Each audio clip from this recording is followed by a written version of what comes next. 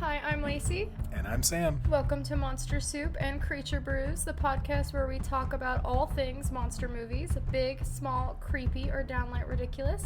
From movie monsters to cryptids lurking in the shadows of folklore, we're here to explore them all. So kick back, grab a snack, Or a drink. and let's dive into some monster-filled mayhem.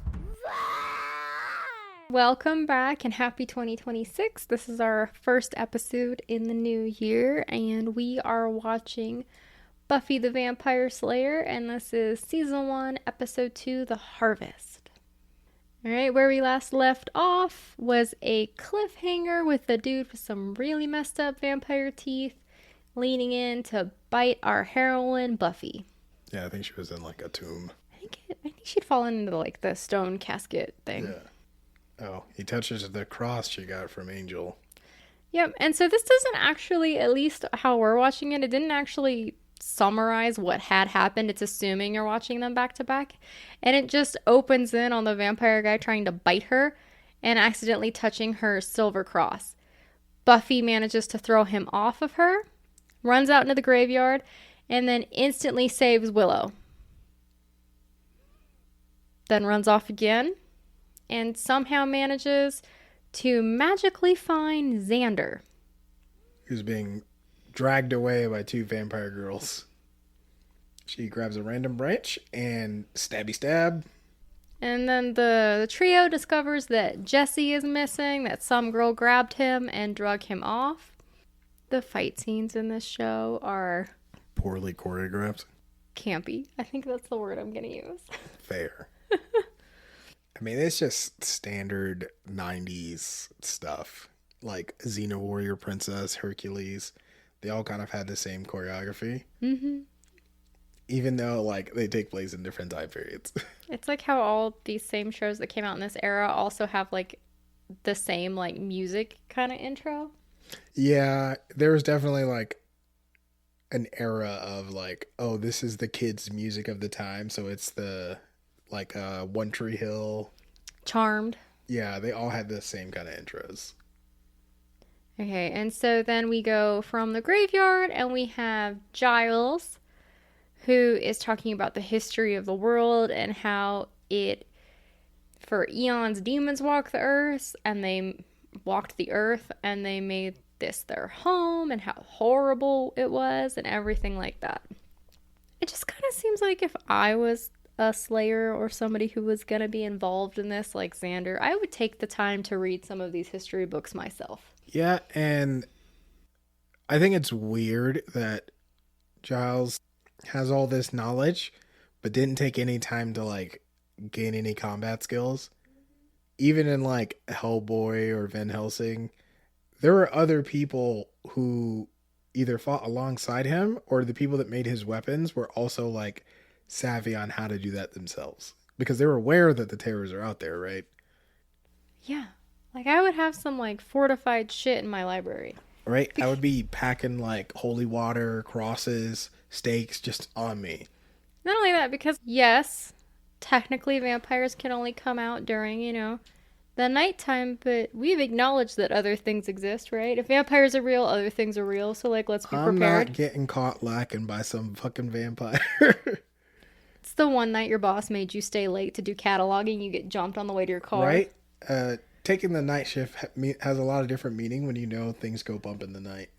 I also want you to know there's no way as a librarian in Sunnydale, California, you make enough to put up with being jumped by a vampire in the parking lot. No.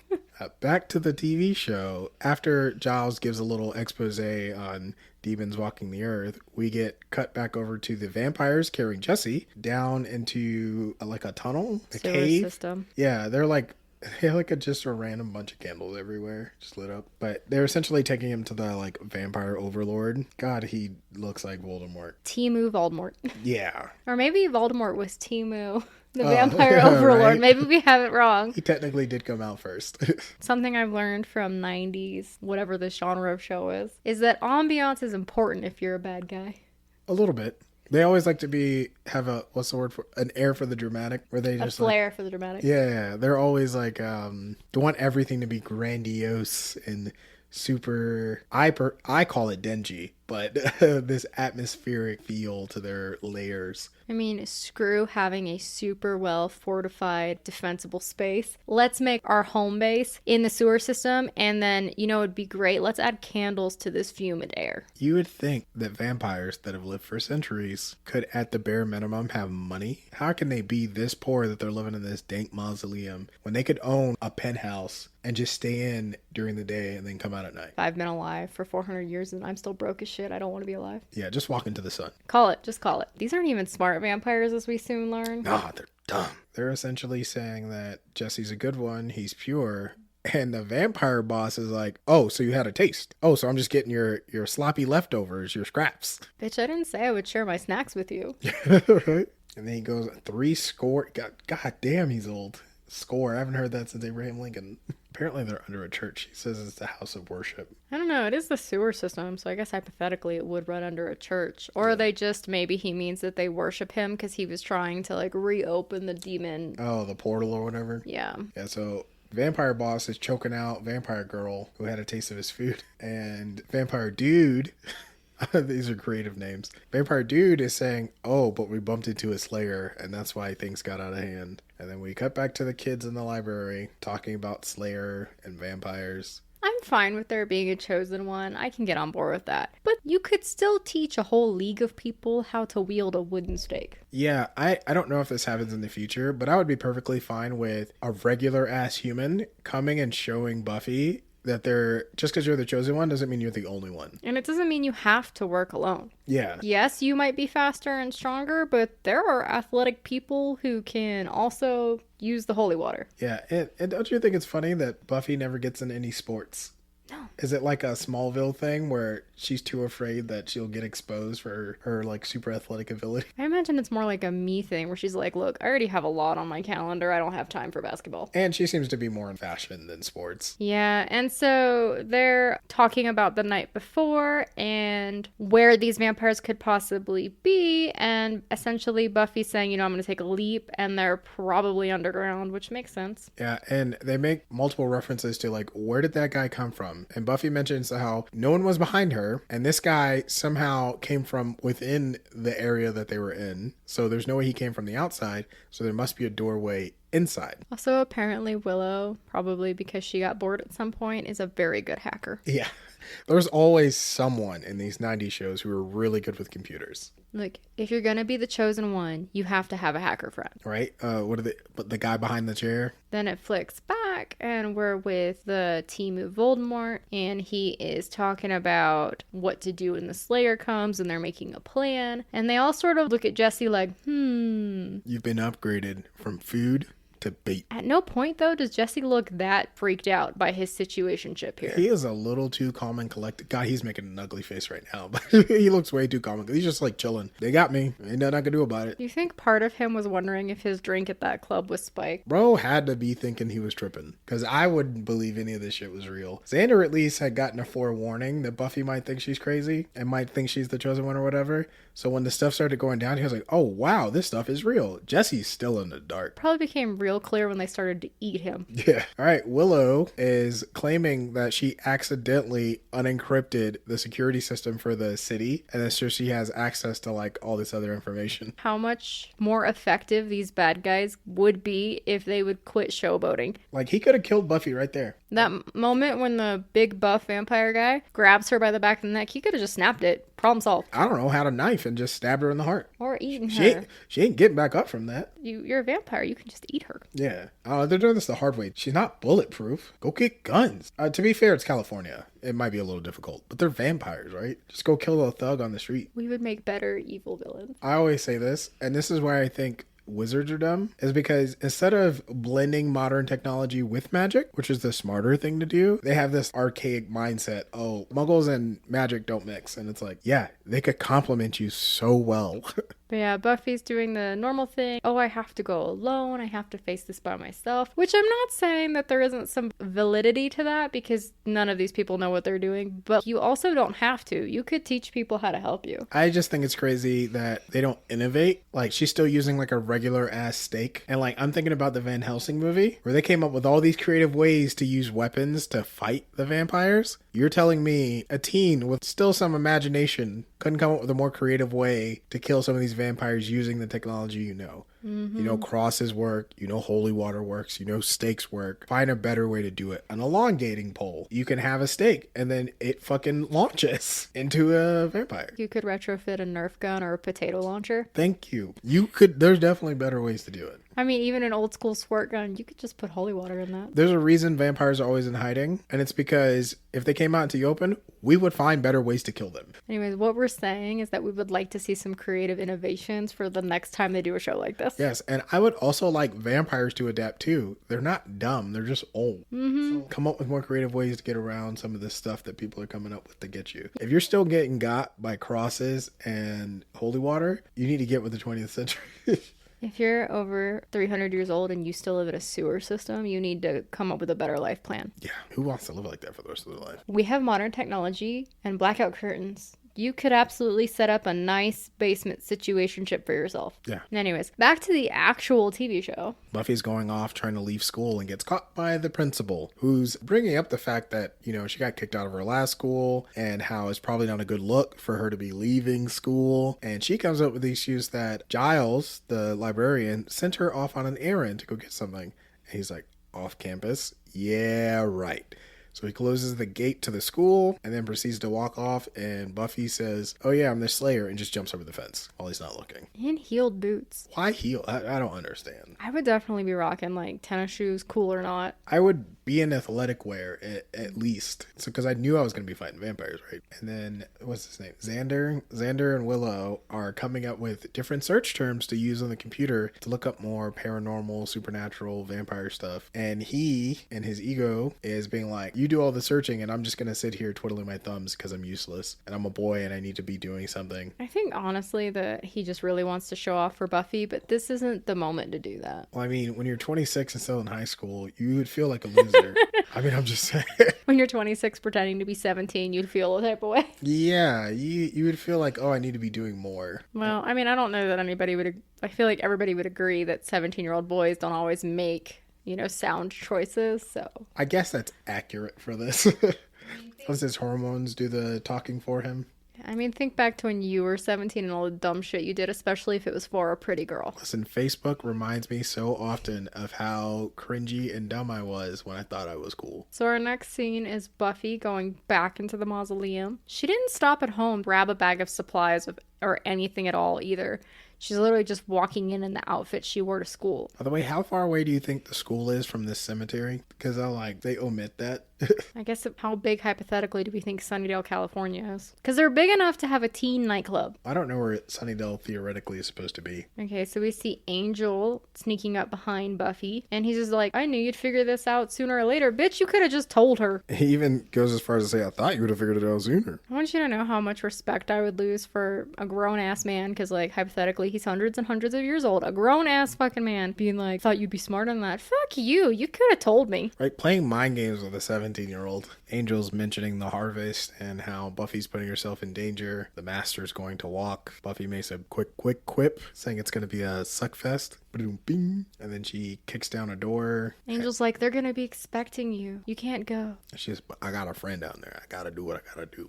And then she makes fun of him for not having any friends. She was like, you know, a friend would go help a friend, but you wouldn't know anything about that, would you? At no point does this grown man, very grown man, offer to help. And it doesn't really say how he's hanging out in this mausoleum that is not light-proof, by the way. Right. Because the door was locked. So was he hanging out in just a corner, or did he walk in behind her? If he walked in behind her, how'd he do that? Listen, he was in the shadows. Continuity here. And he just wishes her good luck. Instead of going down there. Yeah, and like I know she's the chosen one, but once again, doesn't have to go alone. There's nowhere written that you can't take a vampire bestie. They already hate you, dude. You may as well help her. I do love that Buffy's MO is, I'm going to fight these vampires, but I'm going to be looking nice while I do it. Style's important. Oh, and by the way, Xander sneaks up on her at a certain point.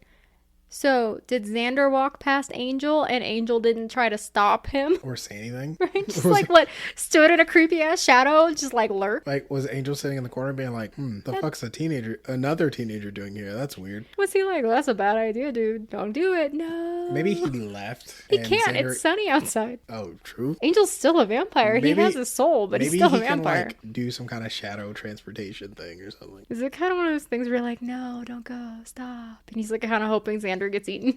Right. Well, Xander bumps back in with Buffy, and they complain, and Xander's like, I'm a boy, and Jesse's my boy. I'm gonna go help him. This is not the time to be having this fucking conversation. No, not really. Everybody knows if you're in a sewer system on a rescue mission against mythological creatures, you don't stop and like chit chat. Yep. His logic too is like, well, it was either this or Kim class. And also, he didn't bring anything. Neither one of these two came prepared. They had time. It's daylight for many hours to stop and pick up a couple things. Does Jesse give you burnout vibes? That's what I get from him. But this was the 90s where it was like cool to not try. So like maybe that's what they were going for. He was going for that. You know, I don't want to try too hard. Mm-hmm. Buffy's telling a story about a vampire she killed at her old school, and Xander wasn't as interested in that. Okay, then we flick back to Giles, and he's doing more research on the night of the crescent moon. The first part of the solstice, it will come. It's very ominous. And he magically discovered that, oh, that's tonight. Well, and then we flick to a bunch of high schoolers who are having to take a computer class. And I remember having to do this in like the 4th and 5th grade and like learn how to use a computer. Well, they're not even just taking a computer class. They're taking a coding class. Because they're talking about the proper syntax for their program to run. In this scene, this is like Cordelia is talking shit about how crazy Buffy is. And I don't know this blonde girl's name. I totally missed it. But she's gossiping basically about how Buffy was kicked out of her old school. And Cordelia is calling her a psycho loony. And Willow's defending her, which is out of character for Willow. They're just being like mean. They're like, who gave you permission to exist? Which is, what a burn. It's okay. Willow gets even. Oh, yeah.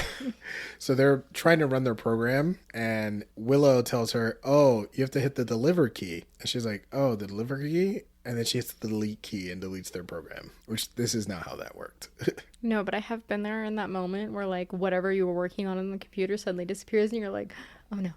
Like, I didn't save. And there will only be like one time in your life where you don't save whatever you're working on before you'll learn that lesson the hard way. And then from then on out, you save every few minutes. You ever feel old when you think about the fact that kids don't know that the save icon is a floppy disk? Yeah. People see a floppy disk and they're like, oh, the save icon. Did you know on a lot of airliners, because you know a lot of them are like 20, 30 years old, they still do software updates using floppy disks? Nice. That makes me feel safer about flying. Yeah, their technology is like, it's not broke. Why?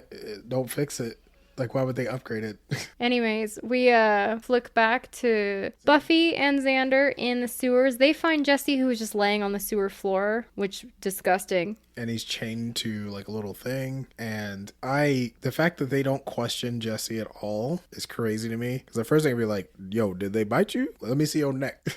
All of the vampires are completely had the jump on this 16-year-old girl and failed so badly is inexcusable. If I was the master, I'd kill them too. Yeah, I would be pissy. I'd be like, y'all couldn't handle 3 fucking teenagers. And you want to know why? Because they were showboating. Yep. They were being super dramatic. They were walking slow. None of them were showing any kind of hustle. No. And they even had one on the inside. Yeah. Who could have tripped them up, gave them away, and they still managed to flop. Oh, and he pulls the whole I'm a vampire card at the wrong moment, by the way. Yeah. Once again, showboating. You sly dog, you got me monologuing. We all need to learn from The Incredibles. You don't do that. Yeah, Jesse starts ranting about how he feels stronger, better, smoother. He can hear the worms in the earth. There's no amount of Excedrin in the world that would make that okay for me. Yeah. I wouldn't want to be alive. He had all the time in the world to take Xander out, and instead he decides to tell him how much better it is. These vampires, none of them are like running to get to Buffy, by the way. They're watching her slowly close a like big ass heavy metal door. And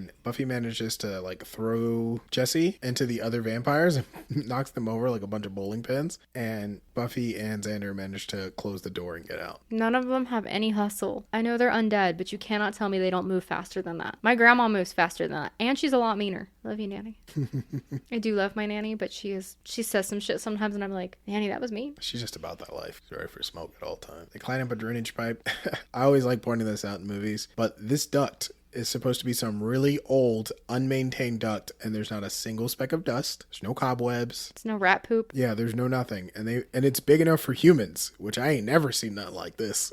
Vampires were strong enough to peel through a metal door, but can't move any faster than this through ductwork. Yeah, that don't make no sense. I'm not saying they need to be like Twilight level fast, but I'm faster than this. They managed to open up a grate and then climb up through the manhole into what looks like an electric plant. But once they're in the sunlight, they're fine. We flick back to the master, who is pissed. I would be too. He's like, it's been too long since you faced a slayer. No, I mean, I think a regular average teenager who had any kind of speed would have won. If I'm being honest with you, I feel like a couple of adults could have taken down 3 teenagers. And they had more than that. They had years of knowledge and like superhuman strength and speed, and they still lost to a couple teenagers. Buffy has never been in the sewer system before. She didn't know where she was going. No, she was running around blind. They could have easily set multiple traps. Well, they could have blocked off all exits, right? They had time to prepare. Well, they've been living in those sewers. They have to know them backwards and forwards. I would make a terrible vampire. The first chance I got, I'd be like, yeah, I'm not living in the sewer. Peace out, y'all. Bro, I would walk into the sun as soon as I turned into a vampire. I was like, I'm not doing this. Okay, so Willow comes through with some really great information. There's a rash of murders, and they're going over the like crime scene evidence, I'm assuming, because they're like throats, blood, and Giles is like, it's all coming together. I think he's painting some picture about this harvest. We see more candles being lit for the evil ambiance in the sewer system. I just find it hard to believe that a vampire that's as old as this vampire, whose name I cannot for the life of me remembers, I don't think they've ever said his name. They just call him like father or whatever. genuinely be embracing a muscle tee. And is that a puka shell necklace? Yes.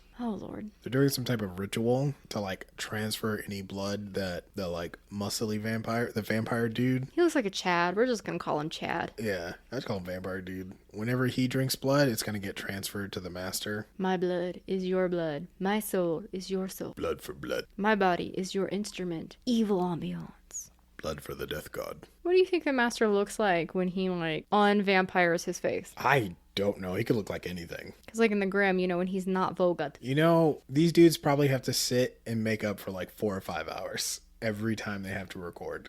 Because it's not just like a mask they put on. No, it's like a whole teeth situation Yeah. too. They look a little bit like Klingons. Yeah, a lot of the monsters in the 90s. I think that was just an easy makeup choice. Standard teenage boy starts kicking things because his friend got turned into a vampire. By the way, where are the parents of Jesse? Why has no one been alerted? No one called the police. The police aren't doing any kind of research. You would think they would bring in his best friend or the people who saw him the previous night because he's been missing for over 24 hours at this point. You would think somebody would notice that their 16-year-old was gone. Yeah. Anyways, Giles is telling them all about how this town, a bunch of mystical ambiance, essentially, and that there's something called the Hellmouth. Which is a portal between hell and here, and how the harvest is probably going to be about trying to open the portal to the demon realm or hell to let the demons back into this dimension. And a mild history lesson on the original Spanish settlers of this area. Yep. So the Timu Voldemort is trying to get himself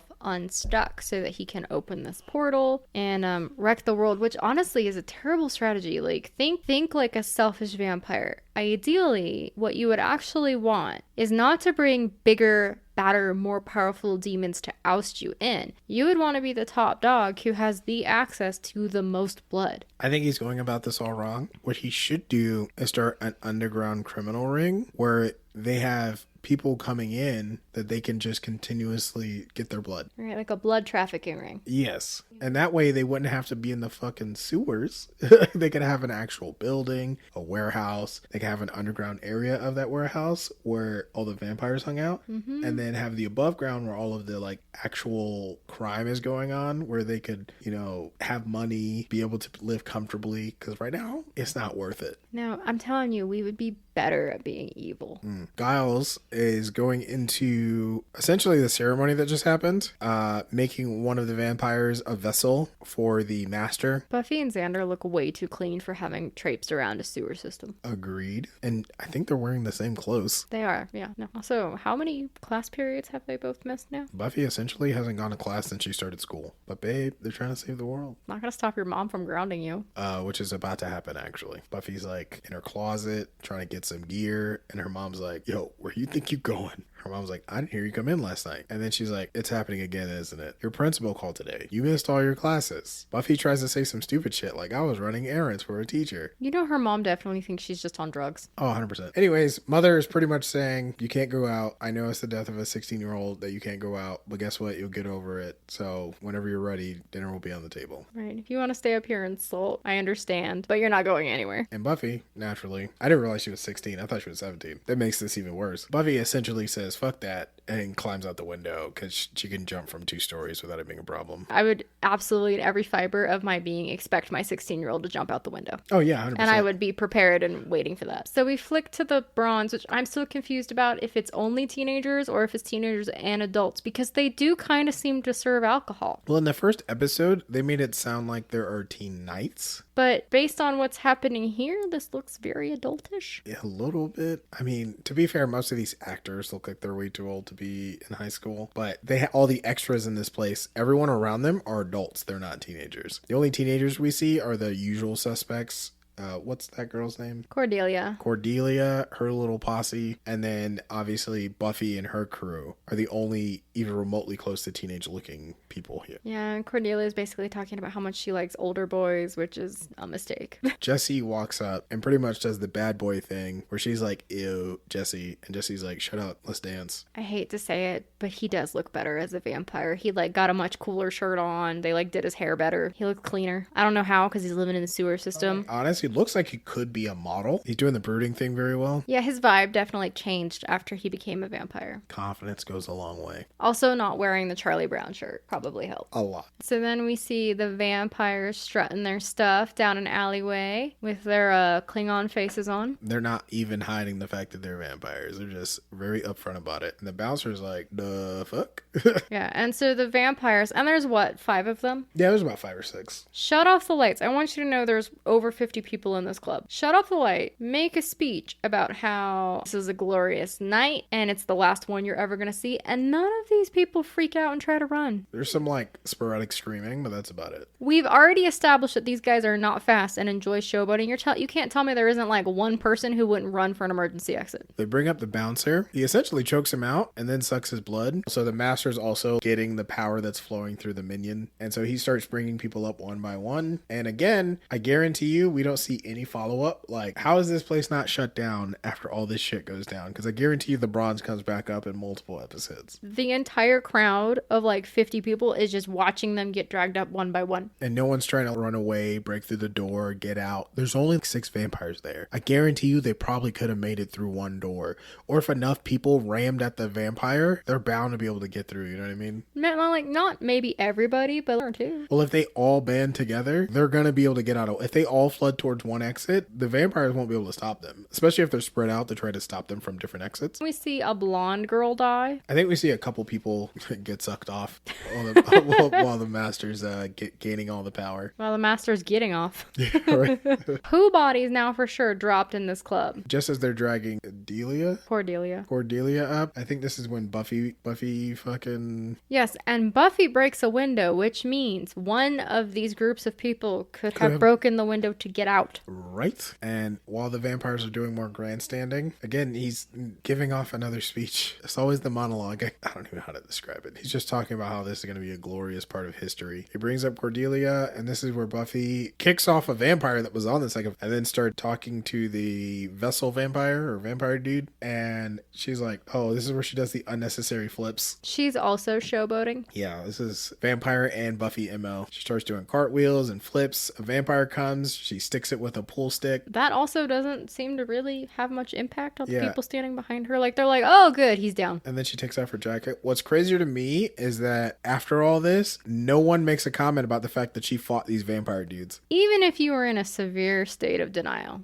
and you did not believe they were vampires per se. No one questions Buffy at all. You know what I mean? Nobody reported to anybody, for instance, that a blonde girl stabbed a dude through the chest with a pool stick. Right? Or the fact that 2 people died. The black guy got drained and then the blonde girl got drained. I guess there is an argument that if you were drunk enough, could be yeah, there was a really weird play at the Bronze last night. Right? Do they chalk it up to mass hysteria? But even then, I feel like another kid at school would be like, That doesn't sound right.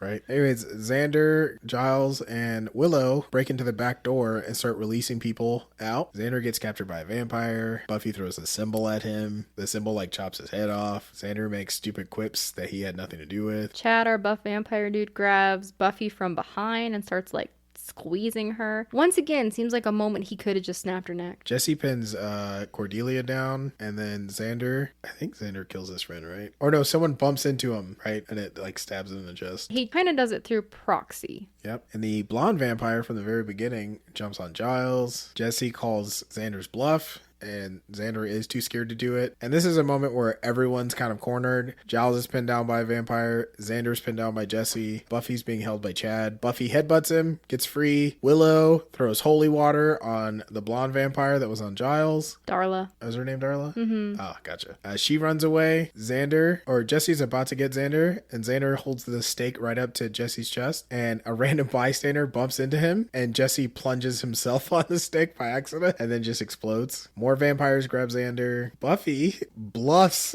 the Chad vampire, throws a mic stand at a window, and a light pours in, and she's like, yeah, metal doesn't work, but the sun does, and he gets faked out, and then he gets stabbed in the back by Buffy. And then she's like, it's about 9 hours away, moron. Yeah. I guess I could see how in a moment of panic you'd be like, oh my god, the sun, and then you'd be like, wait. I didn't feel anything, I wouldn't panic, so I think he's crazy. But the master notices that his minion has like died, and he's like, no, I was so close. He wills no to the sky. And he's still stuck, trapped in his sewer Pit thing. Yeah. It has nice candles, though. Yep. Everyone notices that Buffy killed the big vampire, so they all panic and run away. They leave Xander, who they had a hold of. Which makes no sense. They should have just killed him and then ran. I really don't like him as a character, and it's only 2 episodes in. Yeah, no, I'm not looking forward to it. And Angel, apparently, who was like chilling in the back alley, is like, oh, we damned. She did it. Supremely unhelpful. I gotta tell you, the next time I saw him, I would be kind of pissy. It's kind of creepy. He's always just kind of like in the background. Like, listen, you 700-year-old man, you couldn't have like lended a hand. No. They already hate you. It's more like, listen, you 700-year-old stalker. Yeah. I have no idea how old Angel is, by the way. I'm just making up random numbers because he's clearly a vampire and old. I think you're not wrong. I think he's like 700 something years old or something. He might be 100 or something years old. Okay. I can't remember. So then we flick back to school. Everything's normal. Nobody has come to question these teenagers about where Jesse went. Yeah, even Cordelia is like talking about the freak show, but she doesn't mention anything about Buffy. How she was actively attacked by 2 different men. Yeah, it's like they're all just pretending like nothing happened. Xander's at least saying, the dead rose, we should have an assembly. I'm not saying that, but I am saying that a parent probably should have reported the blonde girl never coming home, Jesse never coming home, and I would hope to think the manager at the club was like, what the fuck happened to my bouncer? Yeah, there should have been some follow-up, I would hope. Do you think that Giles and this Scooby-Doo team had to clean up the dead bodies? I wouldn't. I'd leave that shit for the police. That's their problem, not mine. At least for the vampires, they evaporate. Now, this was the 90s, so maybe not so much a thing, but nowadays you'd have to like also find the security footage and try to wipe that. Yeah. And Giles pretty much says, you know, we got through this instance, but you know they're going to keep trying to open the portal to the demon realm or whatever. Then they just walk off into the sunset. And then as Giles is watching them walk off, he goes, the earth is doomed. Yep. Savior of the world is a teenager.